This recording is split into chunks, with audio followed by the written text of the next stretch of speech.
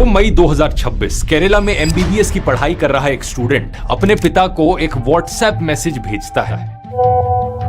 इस मैसेज में एक फाइल अटैच थी और साथ में लिखा था, सीकर से मेरे दोस्त ने मुझे भेजे हैं, इन्हें हॉस्टल की लड़कियों तक पहुंचा दो। ये वही 300 सवाल हैं जो कल के नीट पेपर में आने वाले हैं। इस लड़के का बाप राजस्थान के सीकर शहर में एक पीजी हॉस्टल चलाता था। जिस रात उसे व्हाट्सएप मैसेज मिला उस रात तो उसने कुछ नहीं किया, लेकिन अगली सुबह ये पेपर उसने हॉस्टल में रहने वाले स्टूडेंट्स को बांट दिया। एग्जाम के बाद वो इस पेपर को पास के कोचिंग इंस्टीट्यूट के टीचर को दिखाता है और पूछता है कि कितने सवाल इसमें से एक्चुअली में एग्जाम में आए थे। और इस सवाल का जो उसे जवाब मिला उस पर यकीन कर पाना मुश्किल था। 90 में से 90 बायोलॉजी क्वेश्चंस मैच कर रहे थे। केमिस्ट्री के भी 45 के 45 क्वेश्चंस मैच कर रहे थे, वो भी एक अनब्रोकन सीक्वेंस में। एक कॉमा या फुल स्टॉप भी इधर उधर नहीं था। कुल मिलाकर 180 में से 135 सवाल जो नीट के पेपर में आए वो इस लीक्ड पेपर में मौजूद थे। आप में से जो लोग इस एग्जाम के बारे में नहीं जानते उनके लिए बता दूं, ये कोई छोटा मोटा एग्जाम नहीं था, ये नीट था। 22 लाख से ज्यादा स्टूडेंट्स का फ्यूचर डिसाइड करने वाला एग्जाम। ये पूरे देश का मेडिकल एंट्रेंस एग्जाम है जिसे पास करके लोग डॉक्टर बनते हैं, वो डॉक्टर जिनके हाथों में लोग अपनी जिंदगियां सौंपते हैं। लेकिन इसका पेपर पहले ही लीक हो चुका था। इसी कारण से दोस्तों देश के इतिहास में पहली बार नेशनल टेस्टिंग एजेंसी यानी एनटीए को नीट का एग्जाम कैंसिल करना पड़ा है। इस पेपर लीक के पीछे छिपा है एक ऐसा आदमी जिसकी तस्वीरें बीजेपी के नेताओं और राजस्थान के एजुकेशन मिनिस्टर तक के साथ मिली है। एक ऐसा बंदा जिसके परिवार के 4 बच्चों ने पिछले साल नीट का एग्जाम क्लियर किया, और एक ऐसा आदमी जिसे एग्जाम से 1 महीने पहले ही पता था कि यह पेपर लीक होने वाला है। इमेजिन करो दोस्तों एक स्टूडेंट पर क्या बीतती होगी। किसी ने दिन रात मेहनत करके साल भर लगाया इस एक एग्जाम की तैयारी के लिए,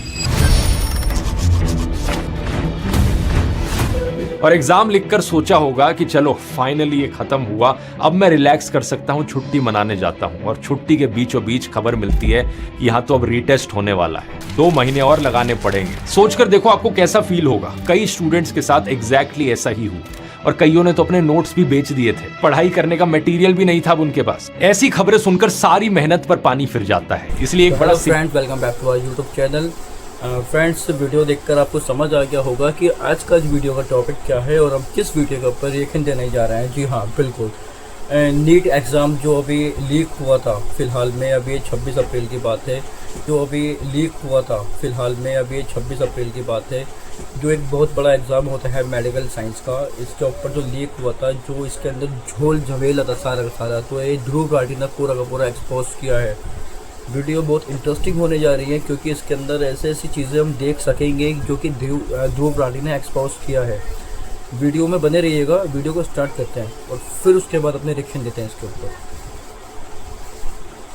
सबसे पहले यह समझते हैं कि यह पेपर लीक एक्चुअली में हुआ कहां से। नीट के क्वेश्चन पेपर्स आमतौर पर ऑथराइज्ड प्रिंटिंग प्रेसेस में प्रिंट होते हैं, और अभी तक की इन्वेस्टिगेशन के मुताबिक यह पेपर महाराष्ट्र नासिक में ऐसी ही एक प्रिंटिंग प्रेस से लीक हुआ था। इस प्रिंटिंग प्रेस से जुड़े एक व्यक्ति ने किसी तरीके से पेपर चुराया और एक नेटवर्क में पास कर दिया। ये लोग कोई एरे गेरे स्टूडेंट्स नहीं थे, बड़े प्री प्लान्ड और सोफिस्टिकेटेड तरीकों से काम कर रहे थे। दावा किया गया है कि डिटेक्शन से बचने के लिए पेपर को मोबाइल फोन से स्कैन नहीं किया गया, बल्कि एक हाई डेफिनेशन पोर्टेबल स्कैनर का इस्तेमाल किया गया। सबसे चौंकाने वाली बात यह है कि इस गैंग ने नासिक के आउटस्कर्ट्स पर एक शैडो सर्वर भी बना लिया ताकि डेटा ट्रांसफर को छुपाया जा सके और ये मॉनिटरिंग सिस्टम्स की पकड़ में ना आए। इंडियन एक्सप्रेस के मुताबिक नासिक में शुभम खैरनार नाम के एक मेडिकल स्टूडेंट ने 10 लाख रुपए देकर क्वेश्चन पेपर की फिजिकल कॉपी खरीदी और इसकी सॉफ्ट कॉपी बनाकर इसे 15 लाख रुपए में गुड़गांव में बेच दिया। गुड़गांव में इस पेपर से एक हैंड रिटन गेस्ट पेपर बनाया गया जिसमें नीट के ओरिजिनल पेपर से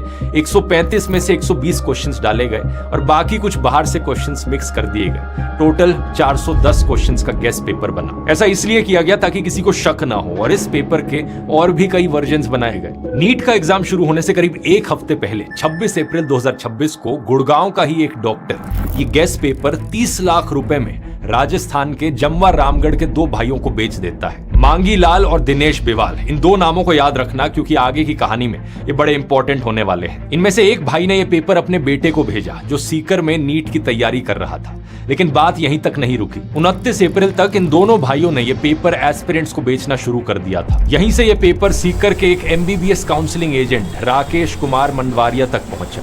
जिसने इसे 5 लाख रुपए में खरीदा। अकेले राकेश ने ही लगभग 700 स्टूडेंट्स को पेपर डिस्ट्रीब्यूट किया, जिनमें से एक केरला का MBBS स्टूडेंट था, जिसे राकेश ने 30,000 रुपए में गेस्ट पेपर बेचा। ये वही बंदा है जिसकी बात मैंने वीडियो के शुरू में की थी। केरला के इसी स्टूडेंट ने 2 मई को सीकर में अपने पिता को वो क्वेश्चंस फॉरवर्ड किए, और जब पिता ने एग्जाम के बाद एक कोचिंग टीचर से क्वेश्चंस वेरीफाई कराए तो 180 में से 135 क्वेश्चंस मैच हो रहे थे। इस वक्त तक पिता को एहसास हो गया था कि ये कोई गेस्ट पेपर नहीं है, ये तो एक्चुअली में एक असली लीक है। तो सबसे पहले ये सीकर के उद्योग नगर पुलिस स्टेशन में कंप्लेन कराने की कोशिश करते हैं, और यहीं से ही दोस्तों कहानी और भी शॉकिंग बन जाती है। पुलिस उन्हें जवाब में कहती है अफवाह मत फैलाओ, और उन्हें भगा देती है। इसके बाद वो डायरेक्टली NTA यानी नेशनल टेस्टिंग एजेंसी को कांटेक्ट करते हैं। ये वही एजेंसी है जो नीट करवाती है। NTA जानकारी सेंट्रल इंटेलिजेंस ब्यूरो को देती है, और वहां से राजस्थान पुलिस को अलर्ट किया जाता है, और तब जाकर state special operations group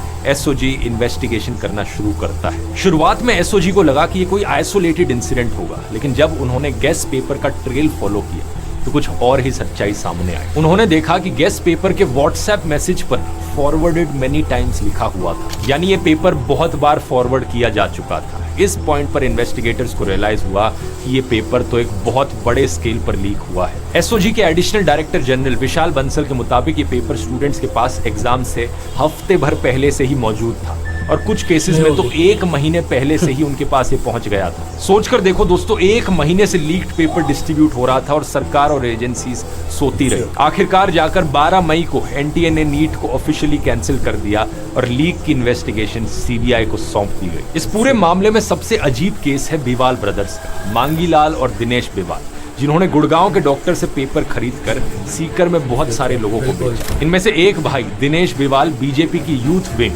Bharatiya Janata Yuva Morcha का मेंबर है। सोशल मीडिया पर लोगों ने ऐसी कई होर्डिंग्स की फोटोज शेयर करी है जिनमें दिनेश बिवाल की तस्वीर लगी है और उन्हें बीजेपी का नेता बताया गया है। एक होर्डिंग पर तो दिनेश के नाम के पीछे भारतीय जनता युवा मोर्चा जिला मंत्री जयपुर देहात लिखा हुआ है। लेकिन ये तो बस शुरुआत है, आगे सुनो। दिनेश के खुद के सोशल मीडिया हैंडल्स पर उनकी बीजेपी लीडर्स के साथ तस्वीरें हैं, यहाँ तक कि राजस्थान के एजुकेशन मिनिस्टर मदन दिलावर के साथ उनकी तस्वीरें हैं। सोचकर देखो, एक ऐसा व्यक्ति जो पेपर लीक मामले में अक्यूज्ड है, उसकी एजुकेशन मिनिस्टर के साथ तस्वीरें हैं। आखिर कितना खोखला है ये सिस्टम। और ये देखिए, इस वीडियो में तो ये राजस्थान के विधानसभा चुनावों में बीजेपी कैंडिडेट के लिए वोट तक मांग रहा है। आप सभी से अपील करता हूँ कि भाजपा प्रत्याशी महेंद्र पाल मीणा को अपना मत से समर्थन देकर विजय बनाएं।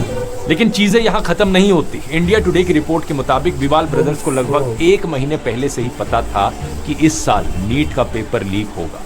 1 महीने पहले, यानी ये कोई लास्ट मिनट डील नहीं थी, ये एक प्लान्ड ऑपरेशन था। सबसे ज्यादा शक पैदा करने वाली ये चीज है कि इन दोनों भाइयों की फैमिली के 4 बच्चों ने पिछले साल नीट क्लियर किया था। जाहिर सी बात है, सवाल बनता है कि क्या पिछले साल भी उनके पास लीक्ड पेपर था। कोइंसिडेंसेस देखो कितने हैं, पूरा नेटवर्क अगर आप देखोगे। एक ऐसा व्यक्ति जो बीजेपी यूथ विंग का लीडर है, एजुकेशन मिनिस्टर के साथ जिसकी तस्वीरें हैं, जिसे 1 महीने पहले से ही पता था कि पेपर लीक होगा, और उसके परिवार के 4 बच्चों ने पिछले साल ही नीट क्लियर किया था। ये सिर्फ इत्तेफाक है या कुछ और? इन सवालों के जवाब हमें तभी मिलेंगे जब एक फेयर इन्वेस्टिगेशन होगी, और फेयर इन्वेस्टिगेशन होगी इसकी उम्मीद बहुत कम है, क्योंकि इन्वेस्टिगेशन शुरू भी नहीं हुई है और कवर अप पहले से ही शुरू हो गया है। राजस्थान के इन्वेस्टिगेटर्स कह रहे हैं कि राजस्थान इस लीक का एपिसेंटर नहीं था, पेपर नासिक महाराष्ट्र से लीक हुआ था। और नासिक के डीसीपी कह रहे हैं कि नासिक से पेपर लीक होने के रूमर्स बेसलेस है और पेपर वहां प्रिंट ही नहीं हुआ था। सवाल यह है कि कौन सच बोल रहा है, कौन झूठ बोल रहा है। दोनों स्टेट्स एक दूसरे पर ब्लेम गेम खेल रही हैं, और बीच में 22 लाख स्टूडेंट्स का फ्यूचर लटका हुआ है। एनटीए के डायरेक्टर जनरल अभिषेक सिंह तो ये तक कह रहे हैं कि नीट का कोई पेपर ही लीक नहीं हुआ, बस एक पीडीएफ सर्कुलेट हो रहा था और उसमें बहुत सारे ऐसे क्वेश्चंस थे जो क्वेश्चंस एग्जाम में आ गए। कोई पेपर मार्केट में नहीं आया, कहीं लीक नहीं हुआ है। जो पीडीएफ है उसमें बहुत सारे सवाल थे, उनमें से कुछ सवाल पेपर से मिलते आए हैं। तो मैं ये नहीं कहूंगा कि पूरा पेपर लीक हुआ है।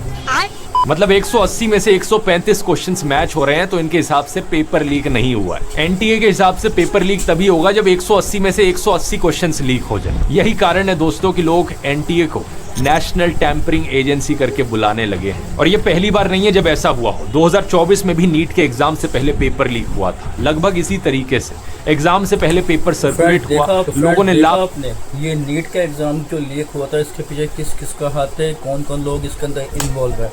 यार क्या मिलता है 2-4 रुपए के लिए तुम लोग बच्चे के भविष्य के साथ तुम जो ये खिलवाड़ कर रहे हो। नीट का एग्ज़ाम, यार कोई रेलवे का एग्ज़ाम हो, कुछ हो, मतलब टीचर को कुछ भी समझ में तो आता है मुझे, पर एक नीट का एग्ज़ाम जिसके थ्रू लोग डॉक्टर बनते हैं, लोगों की ज़िंदगियाँ बचती है, एक ऐसी चीज़ के साथ साला एक अनपढ़ जाहिल भी इंसान डॉक्टर बन जाता है। अगर वो इस पैसा खिलाने की वजह से अगर वो डॉक्टर भी बन गया तो भाई वो लोगों का क्या इलाज करेगा यार? कल को मेरे और आपके घर के लोग ही तो उनके पास जाएंगे।